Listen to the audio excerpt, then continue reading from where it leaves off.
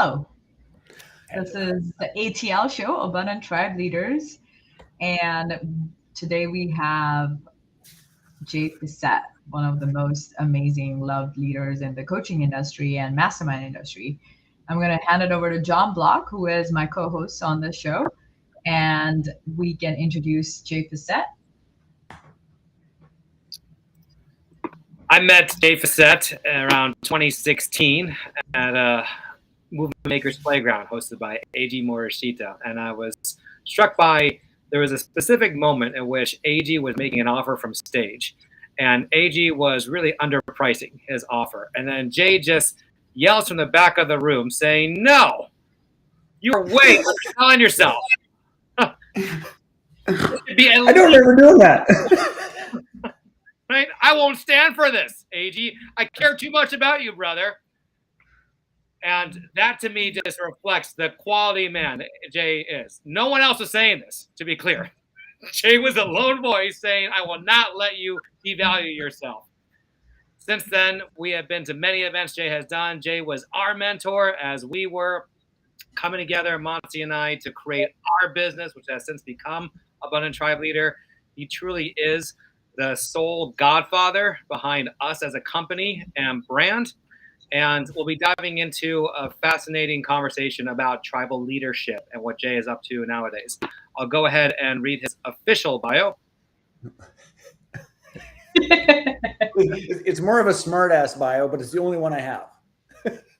All right, the smart-ass bio. Best-selling author, student of human nature, avid outdoorsman at 5-star hotels, speaks fluent smartass, psychedelic advocate, can see and reflect your life mission in 5 minutes flat, yes. Loves having 2 sons so he can play with their toys. Still fantasizes about his wife after 35 years. Yes, he's very vocal about that. Loves ideas, but loves results even more. Yes, can't stand the whole talk, no action. Loves results. Can simultaneously laugh and cry for different reasons at the same time. I have witnessed that. Jay says, I am dedicated to instigating a global movement of conscious creators and supporting people to organize their life and resources around their passions and gifts. He is the founder of Creators Code, Mastermind of Millions, JVology, Connection Experience, and more. So we're so honored to have you, Jay Fiset. Hey, thank you for having me. I love hanging out with the two of you, and it is always fun, valuable, and entertaining. Yeah, it's never short of entertaining. So, given that this show, and just to have everyone on the same page, why are we doing this? This show is to help you grow your career as an abundant tribe leader. We define a tribe leader as an individual who hosts events, unifies humanity, and has an ongoing tribe that then come together again and again and standing for greater wealth, health, and spirituality in the world. These are areas in which the true essence of those three, wealth, health, and spirituality, have been limited for various reasons, whether it's education system, whether it's our healthcare system, whether it's the forces out there that I won't go into detail right now that have stopped the true wealth, true health, and true spirituality. So we're here to showcase our allies, our mentors, those who we see paving the way for other leaders to emerge in service of wealth, health, and spirituality. So first question we'd love to ask you, Jay, is what do you love about being a tribe leader? Oh, goodness. I'm gonna answer it in an indirect manner, which is this. Short version is that it supports me being who I am. And what I mean by that is at my core, I'm incredibly curious. So learning is one of the most important things in the universe.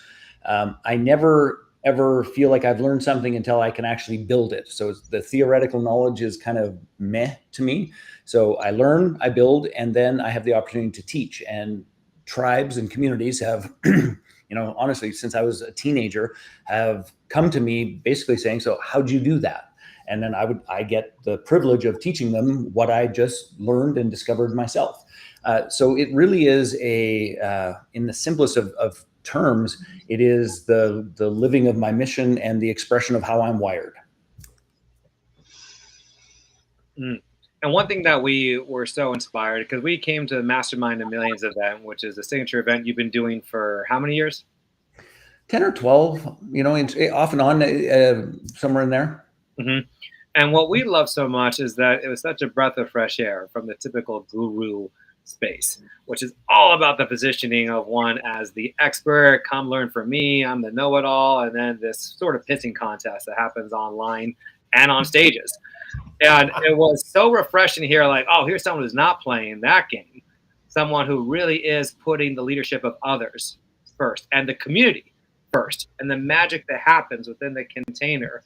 Would love to know how you keyed in on that. That was going to be your unique angle. And was it a conscious departure from what everyone else was doing in the coaching space?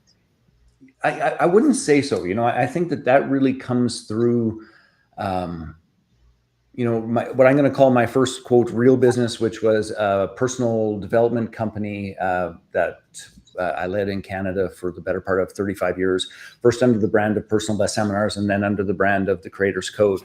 And I think that just the simple training context and container of that organization was really about authenticity, was about doing our best to walk the talk, and was about there is only one measure of if what you're doing is valuable, and that is, do the people, the community, the clients, the tribe evolve, grow, change, and create meaningful results and experiences in their life. So for 30 years, that was the only way in which success was measured. So when I entered the sort of what I'm going to call the coaching industry, the digital marketing industry, the training and education, that whole world, it was like I had a bit of a tough time at the beginning. It's like, I'm not really sure what they're doing there, but I don't like it, so I'm just going to do my thing. So it was far less sort of intentional positioning and far more the product of the training and the support and the organization that I built for over a quarter century prior. And we just, I can't not be me, I guess is the best way to put that. Mm. So what I'm hearing you say is that this commitment to get results, which, hello, everyone should have that commitment. We use this doctor-patient analogy at our events, where the purpose of the doctor is to treat the patient to the fullest, not to close as many sales and make as much money to support their lifestyle of that doctor. Like the Dharma higher purpose is to treat. That's what you're here for. So I hear you saying that in terms of the client results. Did you determine that better client results could be achieved in a mastermind format versus the typical expert role? Oh, that's a really good question, John. I'm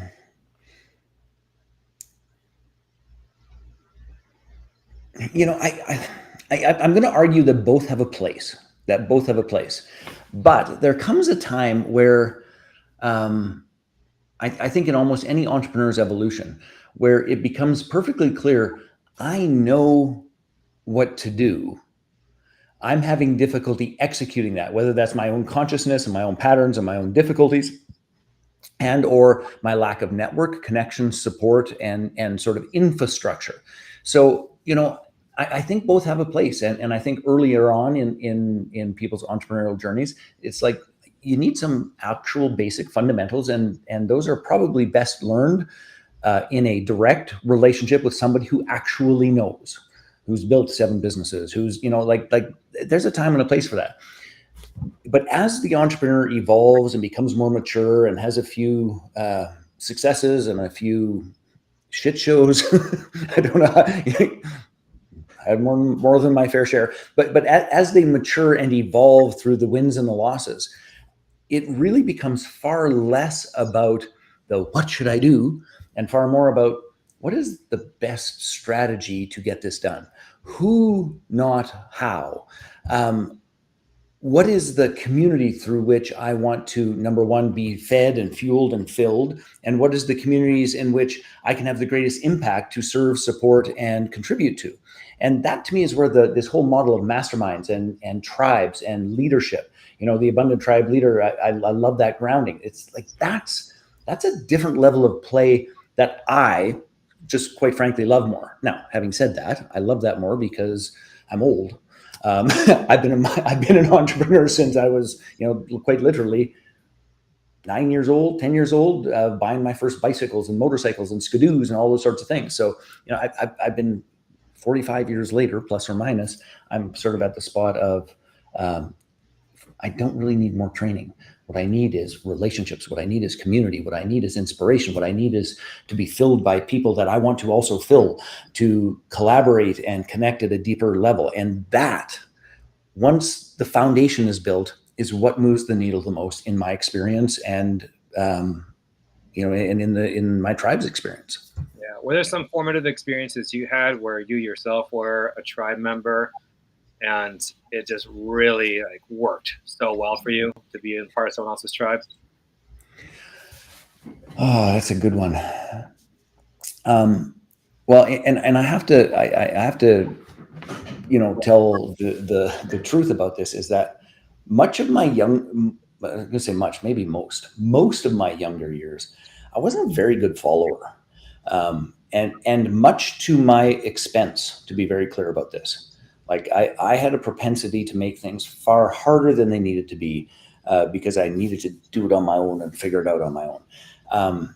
So I would say that really, you know, some of my best experiences of that,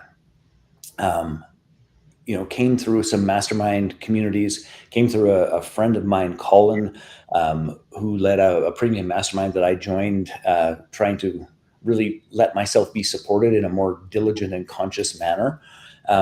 So I really think, you know, the core of the answer to your question is this, is that when I got in a room of people like me who were, I'm going to say, too independent, too, and this, I don't mean this about me, but too successful, meaning that we learned a magic trick in a particular area and thought that we'd done a pretty damn good job, not realizing necessarily that there's about 10,000 other areas in which we could enhance or improve. But once I got into a room where there was a bunch of us who had some pretty significant success in what I'm going to call some pretty narrow areas, and recognizing and seeing how shitty we were at genuinely asking for and receiving and accepting support. So for you at that time, was it personal best seminars that you had found the success in? No, well, yes, that was the thing. We ran arguably the largest personal development organization in Canada for, at that stage of the game, a couple of decades. So that was our sort of magic trick. But in seeing both the strengths and the limitations of this particular group of people, it was like, good Lord, I have got to get better at this. Like, I have got to put down the sword. I've got to ask questions of what's the easiest, most direct and joyful route to this, instead of, you know, what can I endure? How can I, you know, invent a new wheel and make it rounder? How would I just go get a good round wheel and get to work? You know, like, it really was this shift of being willing to receive support and acknowledging, yes, I got a pretty good magic trick and I have success here, but there's a whole bunch more that I am missing and that I need to lean into, or I want to lean into. Does that answer your question, John? Yeah, it's a bit of a weird answer. Yes, any specifics of how you shifted, how you ran your business, how you just led life? Could you say that one more time? You cut out just a bit for me. How specifically did you shift? Like how you ran your business, how you maybe diversified as an entrepreneur, or some of those shifts? Oh, goodness. Well, I'll tell you the declaration first, because I think the declaration was actually more important than the hows. After being in that community for a little while, I wrote a note in our shared board, which was a declaration of what I wanted to bring and how I wanted to show up in that community, which was, and there was lots of words, so I'll just summarize it, which was this, is that it was my aim to let myself be supported by that group and by that community in the same way I let my mom support me.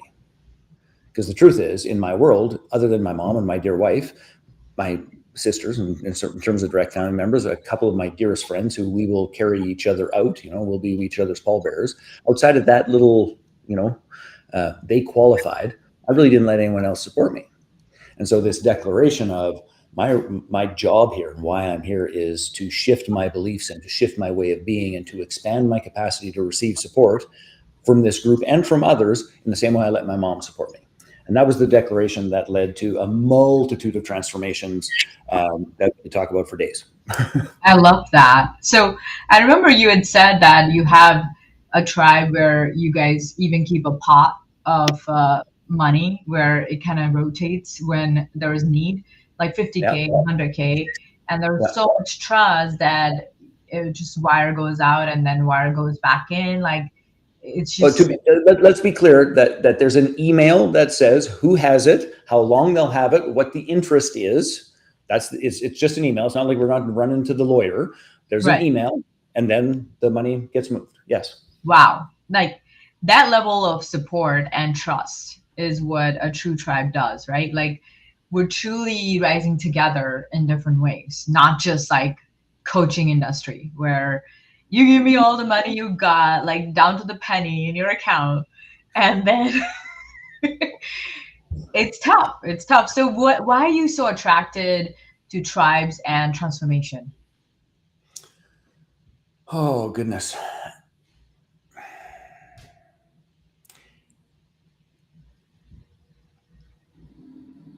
I guess I would say I got bitten. I mean, like I landed in my first personal development, personal transformation course, when I was about 19 years old.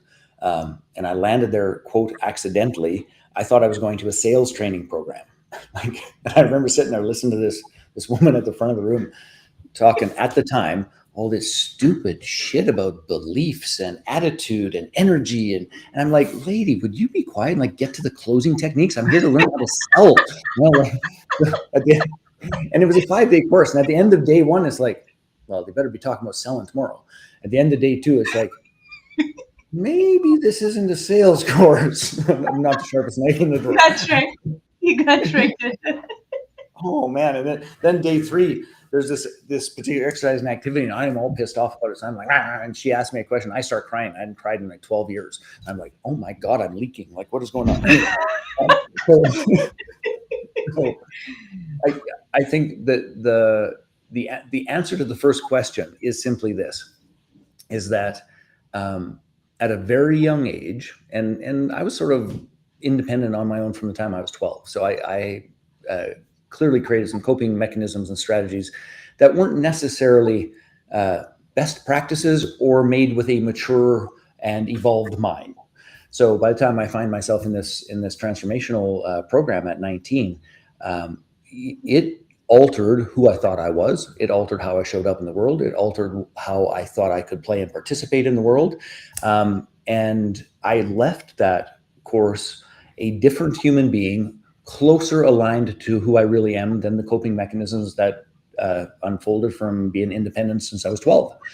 And so and ever since then, it's just been this, I'm going to call it evolution and unfolding and continuing to learn, build, and teach in terms of what does that mean to me? What does that mean to the world? All those things.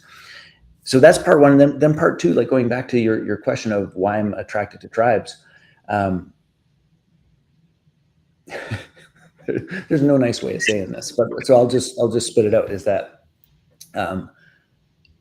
no change in a human being is actually real unless that change can be lived into in a community, in a family, in a relationship, in a tribe.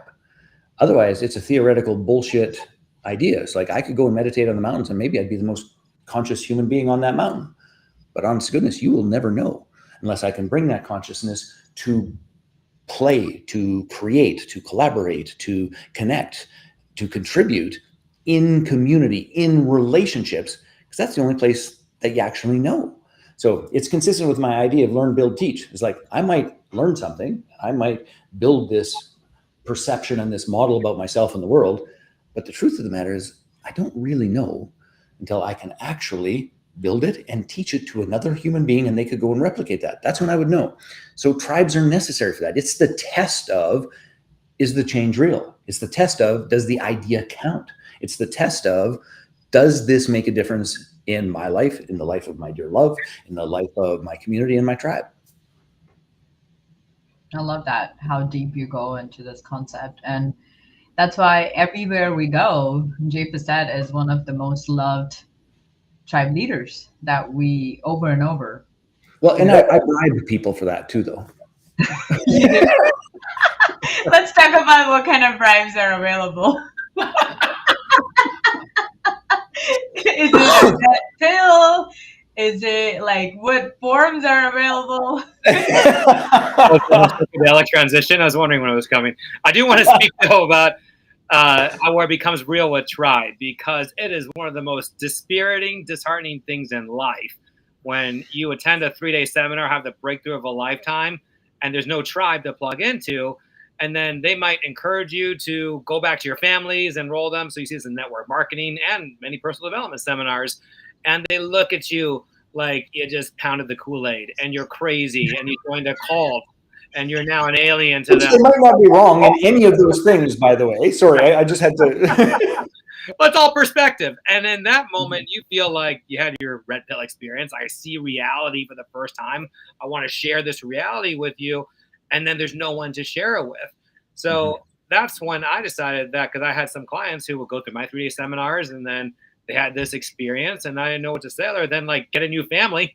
So in reality, that's what we ended up creating, was a new soul family for them to be a part of. And that's a term that we really use a lot, is this soul family. Like, these are the people who get you, who see you, who don't just love you the way that your blood family, your spouse loves you, I suppose. They can really, truly see you and get you. And for me, that's the part that really lights me up. And I'm guessing you feel similarly, Jay? Well, yes, with a caveat. And the caveat is this. And I am absolutely not a fan of the network marketing, personal development stuff. It's like, oh, bring your tribe. It's like, sure, if that's aligned and all those things, go to town. But as a marketing business model, not a fan. But there's an interesting piece about this, about, so I go back to my family and my family doesn't want to hear it. There's also another side to that, and this goes back to this larger idea of creating tribes and creating community and all those pieces, is that often the family isn't interested in hearing about it because it is the latest harebrained idea or experience. They have been dealing with this person's inconsistencies and lack of application and integration, not for a day or a weekend or a 3-day process. They've been dealing with it for a year, 5 years, 10 years, a decade, 2 decades, 3 decades. And it's just one more piece of bullshit to get put on the pile. So my response to that was always, ask your family, ask your loved one, ask your wife, ask your husband, what would make this real to you? What change in me would you need to witness? Could we actually put on the table that I could demonstrate to you that this is actually legitimate and real, and I am dedicated to creating this result? Because I acknowledge I have screwed things up. Man, I got a long list of that. I acknowledge I've said things that I didn't follow through on. I acknowledge all those pieces. So there's the caveat is, yes, go find a new family and get the feedback from the people who actually know who you are and what you've struggled with and what has been strong and what has been weak, and see, can you lean into a change that they recognize and see? And that actually can be one of the greatest measures in the entire universe. Now, let's be clear about this. I'm not suggesting that you go back to an abusive circumstance where somebody, like, that's not what I'm talking about. I'm talking about the fundamental nature of family, which is they will still see, I was the youngest kid. They saw me as the young, wild rebel getting in trouble.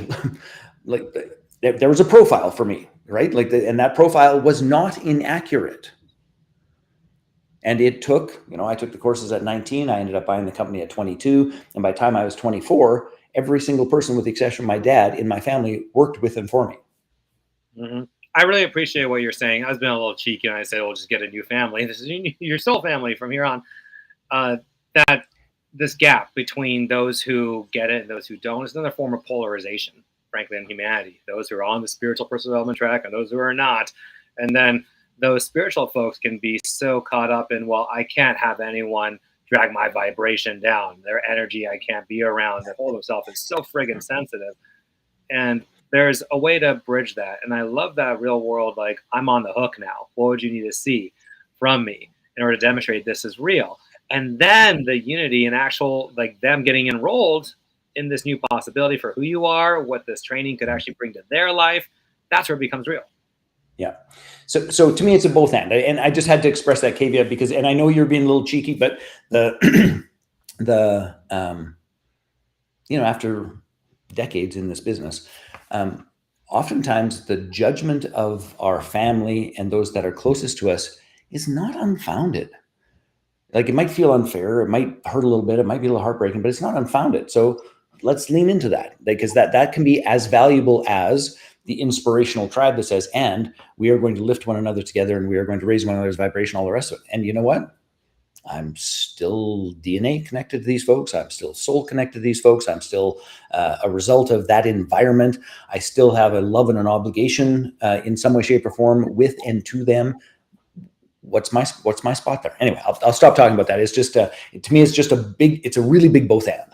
Yeah, truly. I agree. Yeah, you can love from distance and also be there when needed, and then also create like a soul family with your tribe, and then immerse yourself, and then now they could see, and then all the gaps start bridging, and then there's more unity through that. Yeah. So let's move towards what you're excited about nowadays and what you'll be bringing to our next abundance retreat.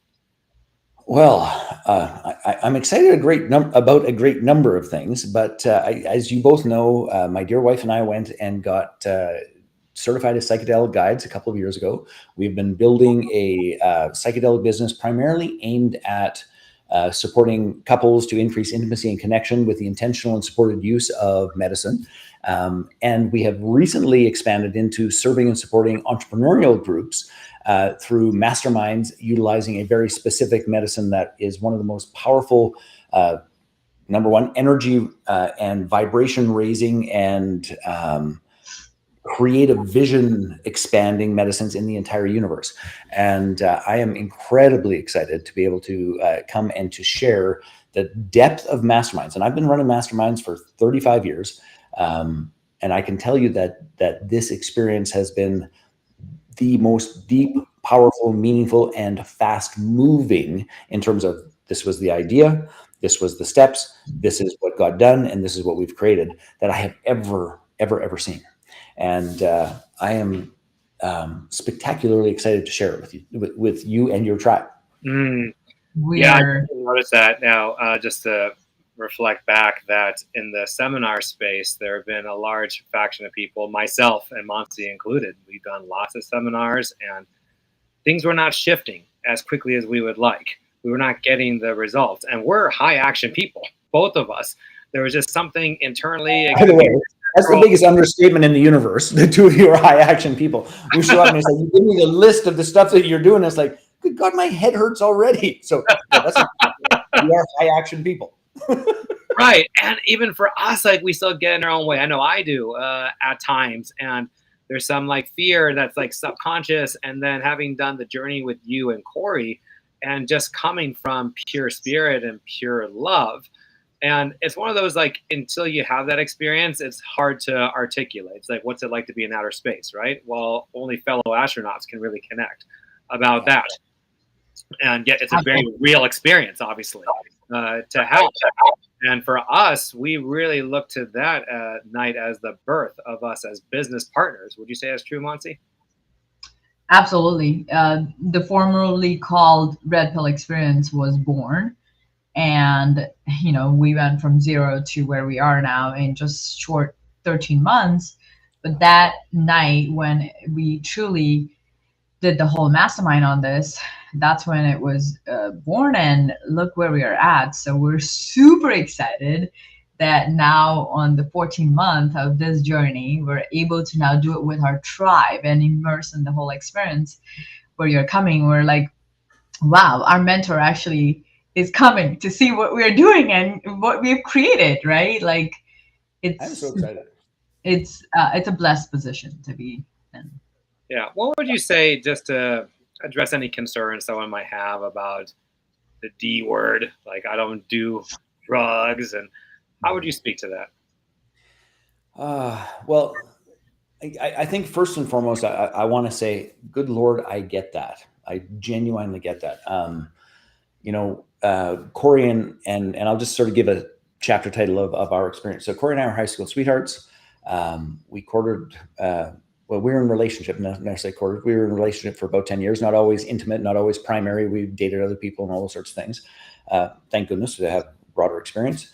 But we were always in relationship. And so that was a decade. And then as we were heading towards our 25th wedding anniversary, we didn't think we were going to make it. Like the odds were strong that this parallel life thing, and nothing was terrible, but nothing was good. It was just like coping. And while we were trying to, quote, heal our relationship, save ourselves, we were invited to participate in psychedelic medicine for a little over 5 years. And every single time we were invited, we were like, no, we don't do that shit. We're not putting a chemical in our body. We're not doing, like, if we can't do it in our conscious state, it's not worth doing, because like we just had all of these stories, which were all fundamentally based on fear of it's not safe. Meanwhile, anyone who knows you for like 5 minutes knows you enjoy your red wine. No problem with that. That's totally fine, because I can go down to the store and get it. This shit you got to get off. Like the stories and the inconsistencies and incongruities around it are just so bonkers. That said, I would never ever buy any medicine off the street or without, like, through our certification, we get a secret handshake to the same lab that supplies the Canadian government when they're doing MDMA assisted therapy for first responders and PTSD and all those sorts of things. So, and frankly, I would stop using psychedelics if I had to get it from a different source that wasn't 1000% safe and certified, and like, I just wouldn't. I'm not willing to ever take that risk, which was part of my story leading up to the 5 years. So anyway, here's the point is, I understand you being scared, and I understand it seeming insane, and I understand it being so far outside the box that there is no box.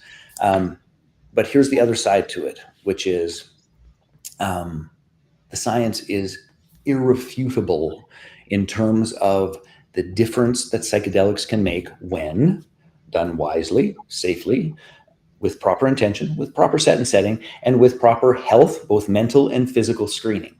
When those pieces are in place, it is, quite frankly, safer than alcohol. There is a whole body of studies I'm happy to share with people that just demonstrate the degree of safety. It's like, you can't hurt yourself if you do all of those things. Just check the boxes. And if there's a box you can't check, then you don't do it, because safety is first. It's just as simple as that.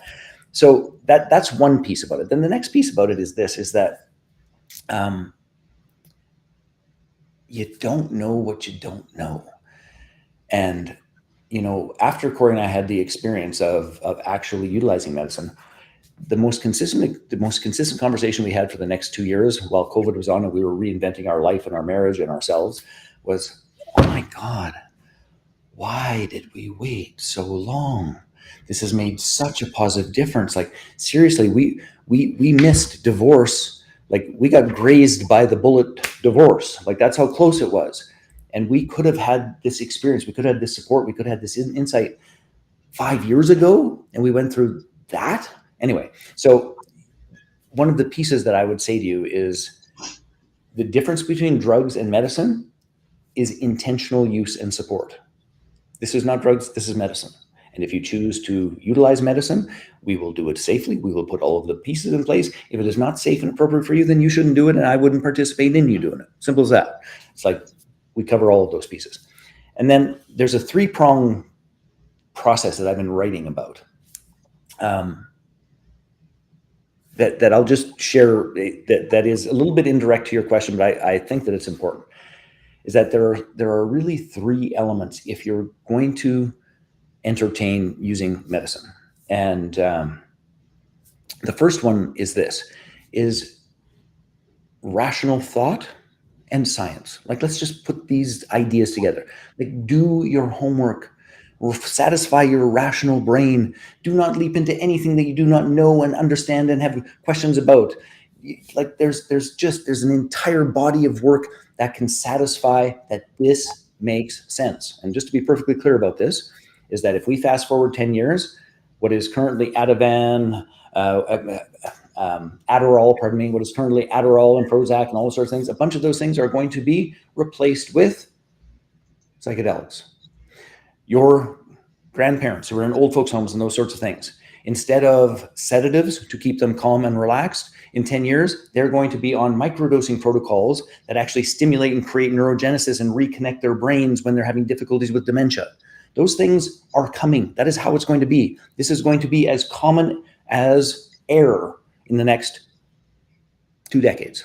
So go do your research. So satisfy your rational brain. So that's point number one. Point number two is this. Have faith. So part of this, the entire exercise of using medicine, we have an introductory evening called Meet Your Inner Healer. And every one of us has an inner healer. And without going into the big, long, drawn-out process of it, is that your inner healer knows what is required for you to heal physically, mentally, emotionally, and spiritually. And the truth of the matter is that our society today gets in the way and blocks it. The 2-second example is, if you cut your finger and you needed stitches, you don't go to the doctor and the doctor stitches you together, lining up your fingerprint. That'd be goddamn near impossible. Could be done today, but it'd be damn near impossible. What the doctor does is cleans it, puts it together, maybe puts a bit of glue, maybe puts a couple of stitches in it, and makes sure that it's clean and dry so that the body recognizes what needs to be healed. Your DNA lines up your fingerprints, and ta-da, it's done. You didn't have to think about it. You didn't have to worry about it. You didn't have to get it under a microscope. You didn't have to do any of that stuff. Your body knows how to heal. That is also true of your spirit and your soul. But we muck it up over and over again with our head and our intellect. So have faith that within you there is this part of you called the inner healer. And psychedelics, when done properly and intentionally, opens the door for your inner healer to guide you to what is necessary for you to naturally heal and become more aligned. And then the third part is intention. Have a clear intention of what you'd like to create and experience and discover if you were to use the medicine. And when you have those 3 pieces in place, satisfy your rational brain, get really clear and have faith about you have the answers within you. We're just going to open that door, and have an intention around how you're going to do that and with who. It's one of the most transformational experiences in your life. Okay. That was a long answer, but I love the 3-parter. It was perfect. And follow up on that, like, what have you seen? I mean, you're on big stages talking about this. So let's talk about the transformation that happened in the marriages that you've helped heal, because all of this is great in theory, but as you said, unless you start seeing it in your community and your tribes, it's not real. And of course, the results will speak for itself. Yeah, marriages and more recently with entrepreneurs. Yes, both of it. Yeah. So I'll just babble. You jump in because I could go on a very, very long time for this. Okay. So the range of things that we see, hear, and experience is daunting. So we were just doing a follow-up integration session yesterday. A retired couple, love them dearly. They were doing a couples journey, which is a protocol that we invented that's quite beautiful. It's different than the connection experience. But literally in the last 7 days, he's lost or released 8 pounds, simply gone. And one of the things that I want you to understand is when those 3 pieces are in place that we talked about, and you intentionally use it, you have faith, and you've satisfied your brain, the process of intentionally using psychedelics is an alignment process. And what I want you to understand is that the 8 pounds that left his body is just an alignment process to who he is. He's not on a weight loss program. He's not changing up everything in the universe. It's just an alignment process, which brings me to something that I want to just say very, very clearly, which is if you're going to entertain healing through medicine, if you're going to entertain growing your business through medicine, if you're going to entertain transforming your relationship through medicine, here's what you must be prepared for. Alignment, whether you want it or not. And I'm being a little bit facetious with that, but it's actually true. So for example, some people say it's like, well, the strangest thing happened to me is that I had this project and then I did medicine. It's like, I'm just not motivated to do that project. It's like, I just can't bring myself to it. And our question in follow-up is always like, so is the project aligned with what you know, feel, and believe the future of your life is? Well, no, I was just trying to make $75,000 so I could pay off this debt. And then it's like, well, here's what the medicine is telling you and this experience is telling you, is that wasn't aligned with your real purpose and why you're here anyway. So let's let that thing go. Sorry, go ahead, John. There's the higher wisdom that we can't possibly access because the programming is so deep, whether it's from the coaching industry, if you're a coach, and what you should be doing to position yourself, launch a podcast, write a book. This is all programming in some form that it's hard to discern how true it is, capital T, for you. And the medicine is a straight shot to that truth. Exactly. So sometimes what happens is things that you thought were important do become not important at all. Things that you didn't know were important become incredibly important. And in our community, in our process, we just help people get themselves aligned. So anyway, that's the key point. So anyway, that 8 pounds was nothing but an alignment process. There's one couple who I dearly love, and this is a good example. He was terrified of doing medicine. One of those natural bodybuilders, incredibly fit, incredibly healthy, only puts good quality foods in his body, supplements like crazy, doesn't take painkillers, like he's like clean. Anyway, he was terrified about doing it, but as an act of love for his wife, he participated. And his words the next morning was this, is that we have been in therapy for over a decade, trying to create connection, trying to solve the problems so that we can be connected. And last night, with the intentional use of medicine support, we became connected, and in one night, solved all of our problems. They're gone. It's done. Finito. And this is interesting in the entrepreneurial space, a young couple, well, younger than Corey and I, a young couple who own a very cool company here in Alberta that had been struggling. Like it's been sort of like was hand to mouth for a bunch of years. They were really on parallel lives and then some. They are now on their second round of the ritual. Their sales for their company, last count, were up 600% higher. Way more profitable because they let go of a bunch of pieces, and they went from really having a sexless marriage to having incredible sex where like Corey literally gets texts like, I just had this incredible cervical orgasm that went from not having sex and not having orgasms to like being through the roof fulfilled and engaged and pleased and like and honest to goodness, I could just go on and on and on and on and on. We've had about 4 or 5 of our couples renew their vows.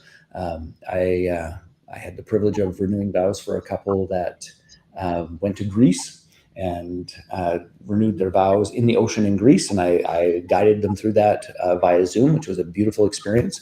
And to be, in terms of the range of folks that do this, they are a farming ranching couple. I think he's 72, she's 68, been married 35 years and went and renewed their vows.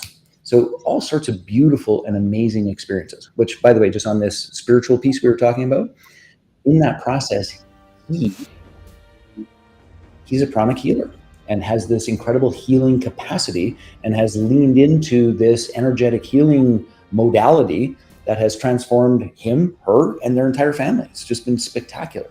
So all sorts of beautiful things happen. But again, that's just a process of alignment. Wow. I had to add epic music because of what's being shared right now.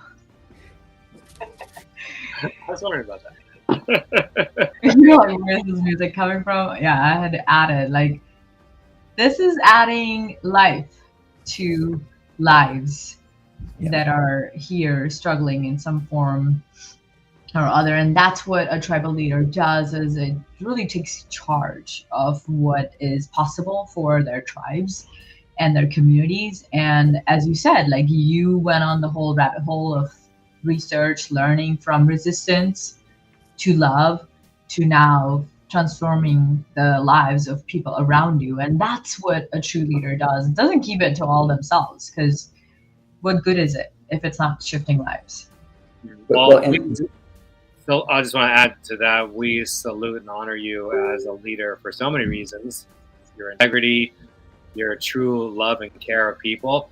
Also this disruptor aspect of it, that leaders, as we see it, are there to toss over the apple cart, to say that this ain't working, what's been going on in this area. So whether it comes to personal development, to making marriages work, to making entrepreneurship work, there's something missing here. So in whatever sector that we're occupying, to toss over the apple cart and say, here's what we're going to do instead.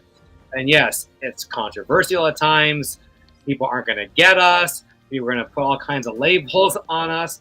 Yet leaders, the ones who really shift lives, stay the course and keep standing. And each day, each month, each year, more lives transform. And that's what we see in you. And just so grateful to have you come to the Abundance Retreat in a couple of weeks. Yeah, I can't wait. And I'm going to hang out in San Diego for a little while afterwards, which I'm really excited about as well. Yes. All right. Anything else, Dr. Mossy Shaw? No, honestly, people who are intrigued by what we're talking and what's possible to get the breakthroughs in your business and your life and your marriages, and also find the alignment, the attunement that is possible. Abundance Retreat is coming up July 15th, and you get to hang out with Jay Fiset. It's like one of the coolest things you can do. Get breakthroughs, hang out with Jay, hang out with Monty and John, and meet amazing people in the course of it. We look forward to that. Right. So if anyone wants to find out, just DM us directly. Is that the best way?